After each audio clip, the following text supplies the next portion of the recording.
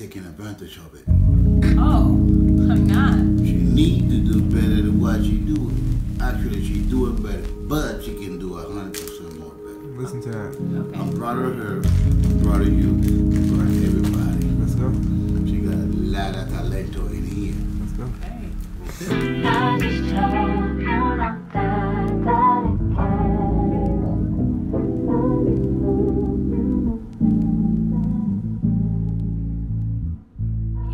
So this video I am super excited to talk to you guys about. It was actually requested. It was requested by someone named Angelica, and she commented on my most recent video, and she says, and I quote, "I hear you say something about your dad making you feel overwhelmed about your decision to quit your job and do YouTube. Can you share some insights as to how you found the courage to step out and face your fears over what others might say?"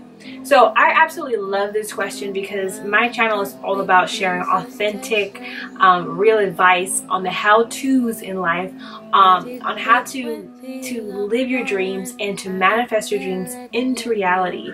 But I'm all about sharing the authentic, true journey, sharing the real story on how to get there, on how to design a fancy life.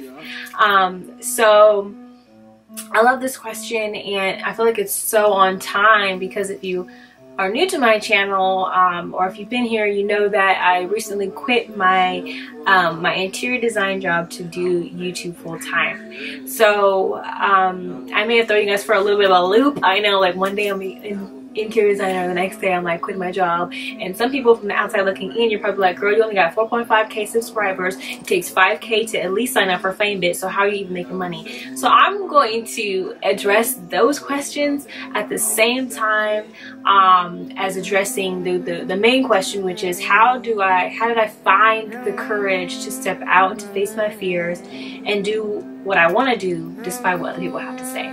So first and foremost, what led me to have the courage to quit my full-time job was a series of events, right?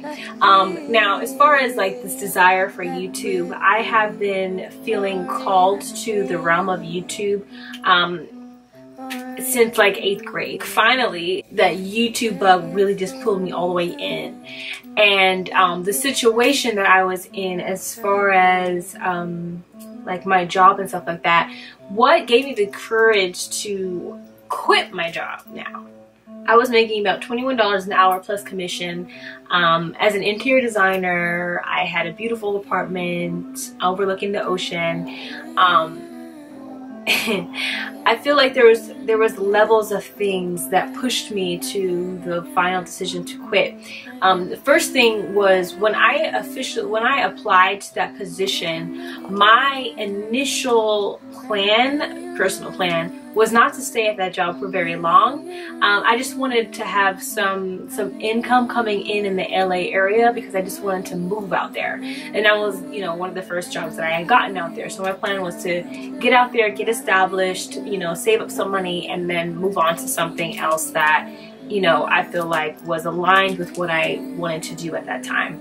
Ever since I was little, I always wanted to be a creative director, motivational speaker, and I remember one day I was having that conversation with a coworker, and one of my bosses had like chimed in the conversation right when I had said that my personal plan, this is true, my personal plan in life was always to be a motivational speaker and a creative director, but I also love interior design, so I thought that I would pursue interior design to make money and do that other thing, motivational speaking and creative directing, on the side to fulfill, you know, what I feel like my purpose is.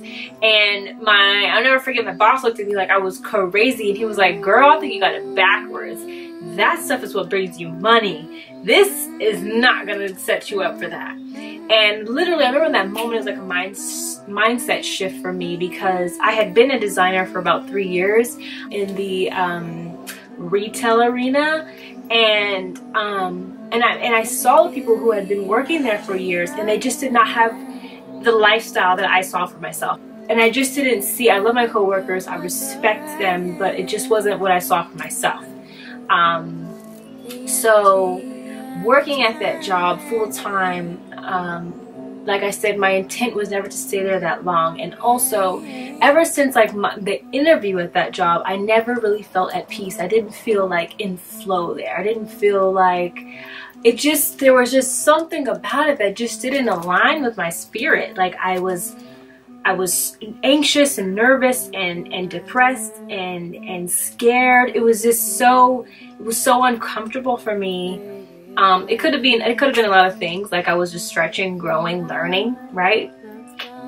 It was a better job than I was working before. It could have been those things, and I'm sure that was definitely part of it, but I personally just didn't feel in flow. And also the home life, I had a roommate, and we were going through that annoying phase, you know, when roommates, they love each other and they hate each other. We were going through that I hate you phase too. So home life wasn't really that peaceful either. So it was just this like imbalance in career and home, and I wasn't seeing my family and my friends often. It was like I would work and go to sleep, work, go to sleep. So it was just a really depressing lifestyle.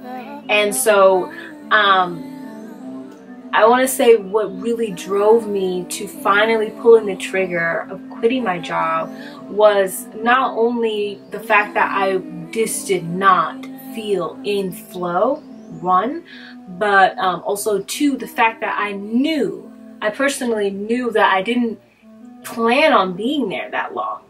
I didn't plan on being there longer than 6 months, and it was going on about 10. So I also felt like I was overdoing my stay, or you know what is that phrase? When you're overdoing your stay, or you're out welcoming your stay. You know what I'm talking about. I felt like that was what was happening. It was starting to get dry. So a little bit of that was going on, and I just felt like it was time. Now, I did a lot of praying and a lot of thinking and just like meditating on like, what do I need to do? So I want to say that about the third thing that really just pushed me to pull the trigger was I had somewhat of a plan, right? Like my mentor and my best friends, they told me like, you need to have a plan. If you're going to quit, then you need to have some kind of something that's set in stone after. Right? Don't just quit and not know what you're going to do. So I knew that I was going to, if I quit, I was going to move back home to my hometown in Victorville, California with my dad. So that way I didn't have any bills to pay. And I knew that I was going to get 2 tax returns. So I was going to have some money from that. And then I was also going to have money from my job, my last paycheck, as well as a refund from my apartment. Because I'll be moving out of my apartment as well if I quit. So I was gonna have a buffer of about, I think I calculated like $5,000 to $6,000. So I was like, okay, I could last $6,000 at my dad's house with nothing to pay for. And I was borrowing my dad's truck, so I was gonna have to give my dad's truck to my little brother. So I didn't even have a car. I just didn't have nothing to pay for, and I didn't have anywhere to go. So I saw myself, like I envisioned myself being in my childhood home, in my childhood room, just creating, because I had all the time. I had all the time in the world to work on my YouTube videos, and I didn't necessarily need to go anywhere to make YouTube videos. I can just do my research, and I can read, and I can create content right in the comfortability of my room without any obligations. Like that just sounded like heaven on freaking earth. So that was what was on the other side of me pushing myself off of this cliff, was that whole idea of a life. So I want to say what gave me the courage was the fact that I had a plan, a sound plan. I had about a bunch of crazy ideas. Like I was like, I'm going to start a clothing line, I'm going to start a little business. Didn't do all that, but that was the basis of what I saw for myself. Creating content on YouTube, which I've always wanted to do, like ever since I heard about YouTube. Like that was what I wanted to do, and I knew that that's how I wanted to live my life. So I did a lot of soul searching about what I want to do, what direction do I want to go, and I knew it was YouTube. I knew just it was YouTube, and I saw myself there. I saw myself living at home, creating YouTube content. And that was really what gave me the courage, all of those factors. So I feel like it's really important that when you're talking about making a really bold move like this, that you get all of the factors. And that's why it's so important to never compare your personal journey to somebody else's journey, because on the outside it may look like, oh, I quit my job and I'm a full-time YouTuber now, and now I'm rich. No, I still have to work to start making like money on YouTube. Now the next question is, how did you step out and face your fears over what others might say? Right? So the reason why she asked that question, what others might say, is because in the video I mentioned about how I was starting to get starting to feel a little insecure because my dad was kind of freaking out and like kind of like questioning me, like, you talking about you quit your job, moving back home, like, when are you gonna get a job? When are you gonna get a job? When are you gonna get a job? Right? And I keep telling him, like, YouTube's my job, YouTube's my job. But I think it's so hard to defend something that you aren't yet seeing massive results from, because I'm seeing results, but it's like not seeing massive results, and or people just may not understand the vision. And I feel like it makes it even harder, because not only, you know, because I could easily say, like, who cares what other people think? Who cares what other people say? But we're talking about my father, and I live under his roof at 22 years old, you know? Like, I've been living on my own ever since I was, what, 17? So moving back home at this age is kind of just like, you know, it's, now, I won't lie to you guys, a part of my master plan was to move back home with my parents, have about $6,000 banking that I could live off of, go back to school because I had quit college when I started working out there in LA, go back to school and get a part-time job. So that was my plan, right? So that way I had I was still finishing my education. I was finishing something that I started, and I also had a little bit of like money coming in from somewhere else that was, you know, a little part-time job somewhere.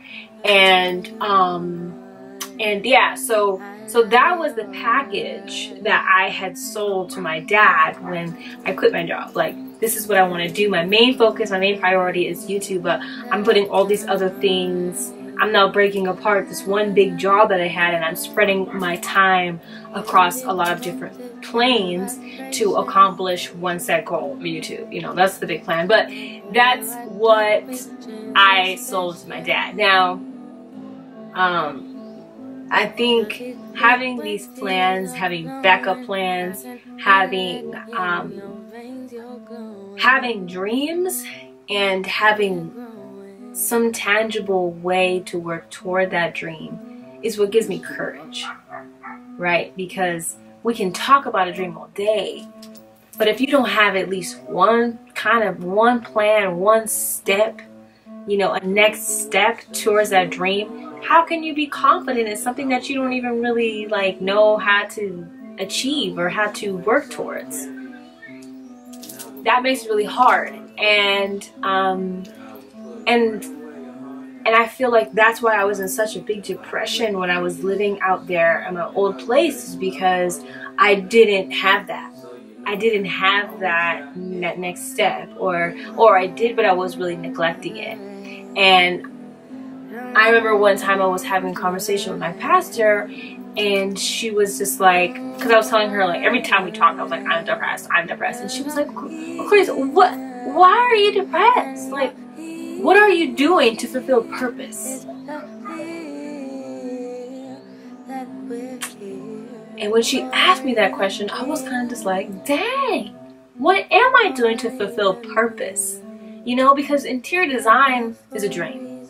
I don't know if it's necessarily purpose, right? And she always tells me too, like, you don't think that your purpose has to be your job.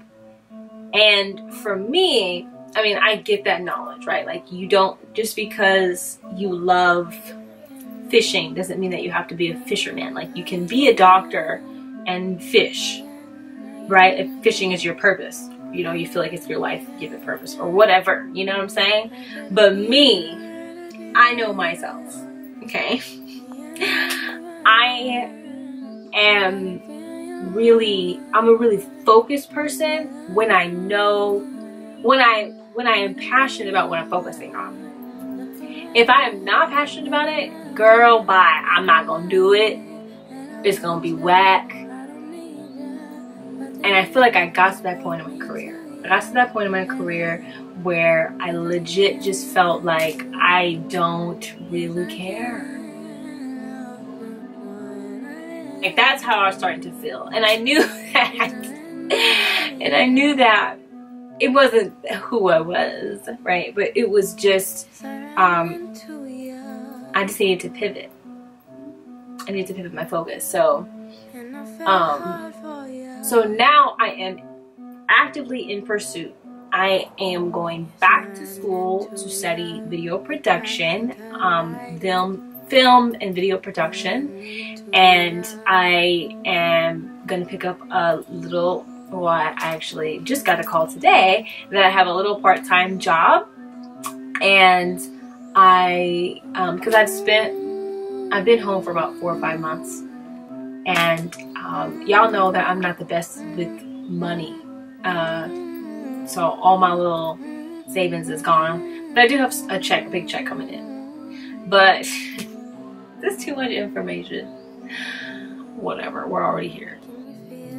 So all in all, what gave me the courage to step out and face my fears and to quit my job and to pursue YouTube was by first evaluating what it was that I wanted to do and really figuring out and establishing what that looked like for me. What did I want? What was the fears I needed to face? And what was the new journey that I was going to venture on, which would be YouTube. That is so vital before you go and you make drastic decisions, knowing what is going to be on the other side. And then I think the second thing was having a plan, because I feel like a lot of insecurity comes from when we don't know, we just don't know. It's like, I want to do this, but I don't know how. I don't know, or I don't know what I want to do, but I know I want to do something. So being lost in that lost in translation space is, you